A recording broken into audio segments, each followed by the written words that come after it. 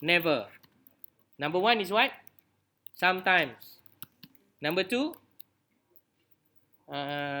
seldom. Number 3, usual. Or always. Example only lah. So, to make your life easier, you can just copy this one. If you are not going to copy, you can just do it in a different way. How? You type one by one lah. Okay, up to you, up to you. It's all up to you. For me, I'm not going to waste my time. I'm just going to copy everything and paste. So the computer will do it for me. So same also goes to this.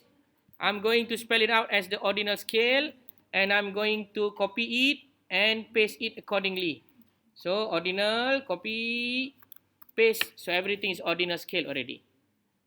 And all the data is already being setting up and ready to be copied and pasted from the Excel. And don't forget to save your data.